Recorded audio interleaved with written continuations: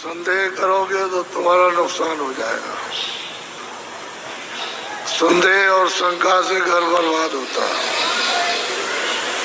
पूरा का पूरा समाज बर्बाद हो जाता है। शंका करोगे तो सारा राज बर्बाद होता है, और शंका करोगे तो धर्म बर्बाद हो जाता है।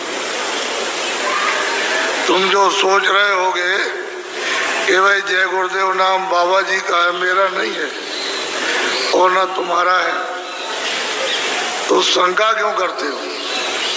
ये नाम उसका है और तुमने अभी शास्त्रों को नहीं देखा। और जो कहते हो हमने शास्त्र देखे हैं, वो आंख बंद करके और बुद्धि को ताक में रखकर। कोई भी नाम हो, विष्णु भगवान के 1000 नाम और परमात्मा के अनेकों नाम, तो शंका क्यों करते? कोई भी नाम सज्जु का, त्रेता का, द्वापर का, कोई नाम हो जब तक सिद्ध नहीं होगा तब तक कोई नाम आत्म कल्याणकारी नहीं, आत्माओं को गति नहीं दे सकता। इसलिए नाम सिद्ध करना होगा तो जीवात्माओं के काम आएगा, नहीं कोई काम नहीं आ सकता। कोई नाम हो, उसके तो अनेक। तुम इतना नहीं समझ पाते हो कि सूरज निकलता है तो अलग अलग देशों में, अलग अलग मुल्कों में अलग अलग नाम। सूरज तो एक ही है लेकिन नाम अलग अलग। तो तुम ये नहीं जानते हो कि तुम्हारे यहाँ नाम अलग है, दूसरे मुल्क में जाओ अलग, तीसरे मुल्क में अलग। तो परमात्मा का क्यों नहीं समझते हो कि उसके अनेकों नाम है? इसलिए शंका मत करो। मेरा नाम नहीं है। आप सोचते होंगे कि भाई बाबा जी आए तो इनका नाम, मेरा नाम तो तुलसीदास है और आपका भी नाम नहीं, तो जय गुरुदेव नाम उस प्रभु का है, फिर आपको किस बात की शंका? बोलो जय गुरुदेव। जय गुरुदेव नाम किसका? अब बड़े ध्यान से सुनो, खड़े खड़े। ये तुम जो यहाँ रह रहे हो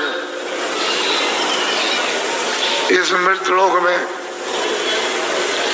तो ये तुम्हारा देश नहीं है, न यहाँ तुम्हारा घर है, न यहाँ कोई सामान तुम्हारा। यहाँ तुम सब लोग परदेसी हो। आपका देश, आपका घर नहीं है। यह है बच्चों मृतलोक। अच्छी तरह से थोड़ी सी बातों में मैं सब समझा दूंगा आपको। ये मृतलोक है, ये आपका घर नहीं है। मकान मालिक ने आपको ये जो मकान दिया है, अनमोल मनुष्य शरीर, ये आपको बार बार नहीं मिलेगा। उसने थोड़े दिन के लिए आपको दिया है और उसने ये कहा कि देखो भाई, मेरा ये मकान है, शुद्ध है, साफ है, पवित्र, मैं तुमको देता हूँ थोड़े दिन के लिए। और 2 अधिकार मैंने इस शरीर को दिए हैं कि एक अच्छा काम, एक बुरा काम। तो बुरा से बुरा काम करो, अच्छा से अच्छा करो। उसकी तरफ से कोई रोक टोक नहीं है।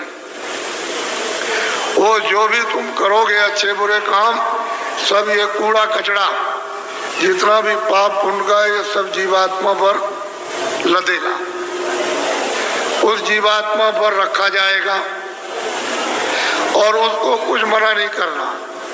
उसने तो ये कहा ये अमूलक मनुष्य शरीर है, ये मनुष्य मंदिर है, इसमें जीवात्मा को बैठा दिया। तो मेरे शरीर के द्वारा जो अमूलक है, क्या करना कि अपनी अपनी जीवात्मा को जगा लो और अपने घर में अपने प्रभु के पास पहुंचा दो। क्योंकि ये मनुष्य शरीर अमूलक है। सारे संसार का धन, सोना चांदी हीरे जवाहरात, इसकी कीमत नहीं दे सकते हैं। ये ऐसा अनमोल मनुष्य शरीर थोड़े दिन के लिए आपको दिया गया, तो आप इसमें लग गए। ये मेरा मकान है, ये मेरी दुकान है, ये मेरा राज है, ये मेरी खेती है, ये मेरा सोना, ये मेरा चांदी, ये मेरे बच्चे, ये मेरी जात है, और ये मेरा ये और मेरा ये, इसमें लग गए तो क्या हो गया? काम है, क्रोध है, लोभ है, मोह है, आशा है, तृष्णा है, झूठ है, छल है, कपट है, फरेब है, धोखेबाजी, दगेबाजी और चोरी और डकैती और हिंसा, इसमें आप लग गए। तो महात्माओं ने क्या कहा था कि देखो ये बुरा काम है और ये अच्छा है। इस बुरे काम से तुमको, सबको, स्त्री पुरुषों को, बच्चों को दुख मिलेगा, तकलीफ मिलेगी, रोग मिलेगा, कोड़ मिलेगा, अंधे हो जाओगे, बहरे हो जाओगे, गरीब हो जाओगे, सताए जाओगे और मारे जाओगे। ये सब ये है अच्छा काम, इससे सुख मिलेगा। यही दो बातें महात्मा गांव-गांव में घूम करके आपको समझाते थे और आप लोग उस बात का ध्यान रखते थे कि भाई बुरे काम से तकलीफ होगी, अच्छा काम करेंगे तो सुख मिलेगा।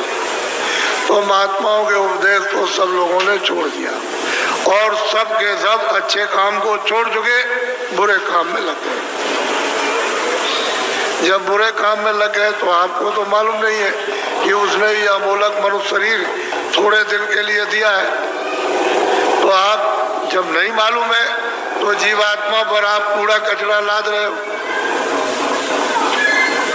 इस बार तो जब घड़ा भर जाएगा तो ये तो बाहर से बहेगा, फूटेगा और टूटेगा और आग निकलेगी, जहर निकलेगा, तो तुमको तो कुछ मालूम नहीं। जब उसका तुम तो समझते हो कि ये मेरा है, तब तक समय इसका पूरा हो गया। अनमोल मनुष्य मंदिर का इसका समय पूरा हो गया।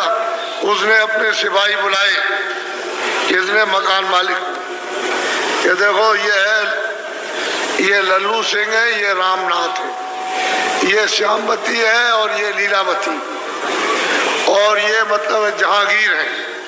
इनका वक्त और समय हो गया, जाओ फौरन मकान खाली करा लो। तो कागज कहते हैं वारंट, वो फौरन लेकर के दौड़ पड़ेंगे और वहीं से आवाज देंगे तुम इस वक्त में वहाँ हो अमेरिका में, तो जोर से यही से देंगे कि लल्लू सिंह तुम्हारा वक्त पूरा हो गया और आप तैयार हो जाओ मकान का। तो यहाँ से फौरन, यानी क्षण भी नहीं लगेंगे, वहां आवाज पहुंचेगी और जोर से धक्का मारेगी तो लल्लू सिंह उलट जाएंगे, वही गिर जाएंगे, आंखें अंधी हो जाएगी, कान बहरे हो जाएंगे, बुद्धि पागल हो जाएगी, जबान बंद हो जाएगी, बस उसी जगह फौरन। और वो सिपाही यहाँ से एक क्षण भी नहीं लगेगा, अमेरिका पहुंच जाएंगे और कहेंगे देखो ये मालिक का हुक्म हो गया, मकान खाली। तो मन को, बुद्धि को, चित्त को, प्राणों को और जीवात्मा को, रूह को इस अमोलक मनुष्य मंदिर से, जिस्मानी मस्जिद से निकाल बाहर। अभी आपका शरीर ये पड़ा, ये मिट्टी है, ये मकान और ये जमीन और ये राज, ये पाट, घर का सामान, दुकान का सामान, दफ्तर का सामान, ये हिंदी, अंग्रेजी, उर्दू, ये आपकी ये पड़ी, ये पड़ा, सब सामान ये पड़ा। अब ये बताओ, ये इनमें से कोई सामान तुम्हारे साथ जाएगा? बोलो जाएगा? तो तू कैसे कहता कि मेरा है? ये कैसे कहते हो कि मेरा है? ये राज मेरा है, ये दुकान मेरी है, दफ्तर मेरा है, ये खेती मेरी है, ये मेरा है, ये कैसे? ये तो तेरा, ये भी नहीं तो किराए का मकान है। ये नहीं समझा कि खाली हो गया, ये पड़ा। अगर किराए पर न दिया होता तो वो चेतन जीवात्मा जो परमात्मा की अंश है, वो कैसे निकाल दी जाती? किराए पर तो मिला और उसका वक्त निर्धारित समय कि इतने समय के अंदर रहो और इसके बाद अपना काम करो, मत करो तो निकलो। तो तुमने क्या, तुमको लाभ क्या हुआ? तुम अचानक में निकाल दिए गए अनमोल मनुष्य मंदिर, ये बार बार मिलेगा? अरे तुम खड़े हो, ये बार बार मिलेगा?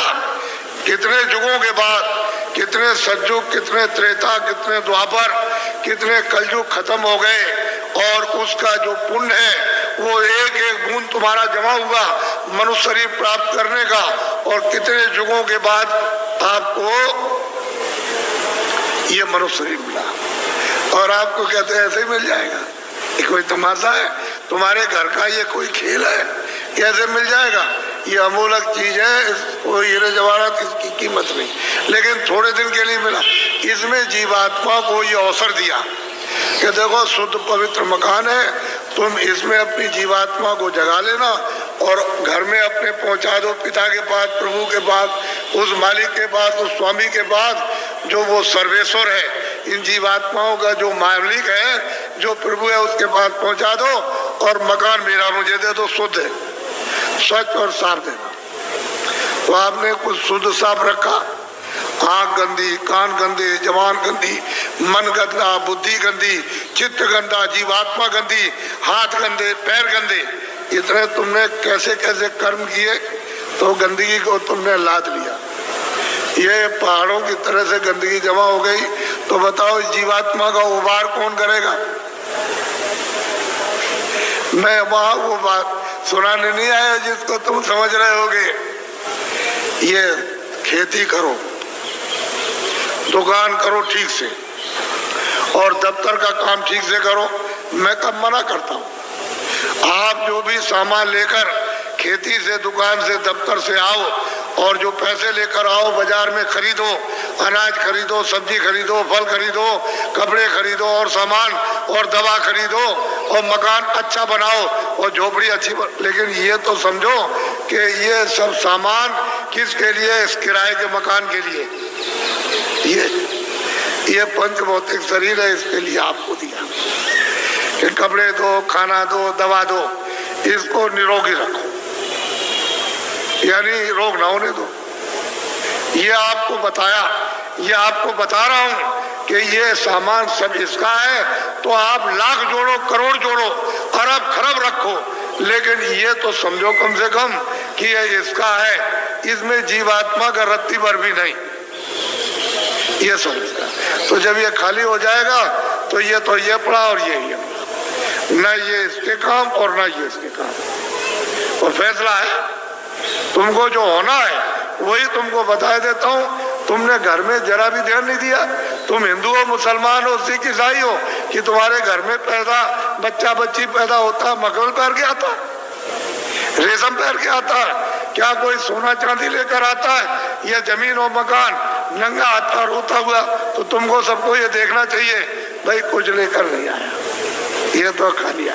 रो रहा है तो अपनी पीड़ा में, अपने दर्द में रो रहा, उसको दर्द और पीड़ा हो रही, सहन नहीं हो रही है, और माँ कहती है अरे बच्चा चुप हो जा, पुचकारती है, लेकिन वो न देख सकता, न सुन सकता, न बोल सकता है, तो कुछ भी नहीं कर सकता, रोता ही रोता है खाली।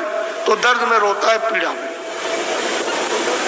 तुम जब इधर आए, जरा बड़े हो गए, तो तुमको बताया ये सब कुछ, और तुम्हारे जाने का जब समय हो गया तो तुम्हारी बुद्धि यहाँ रखवा ली, और देखना यहाँ रखवाया, और सुनना यहाँ रखवाया, बोलना यहाँ रखवा लिया, सब रखवा लिया उसने जितना भी था।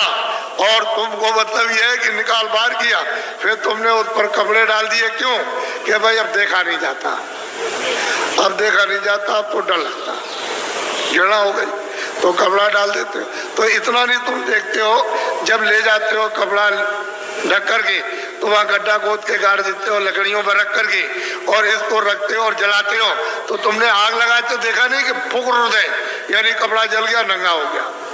तो तुमको ये नहीं दिखाई दिया कि कोई कपड़ा लिए जा रहा है, कोई सोना, कोई चांदी, कोई मकान, कोई बाल, कोई बच्चे, कोई रिश्तेदार, या हिंदी, अंग्रेजी, उर्दू लिए जा रहा।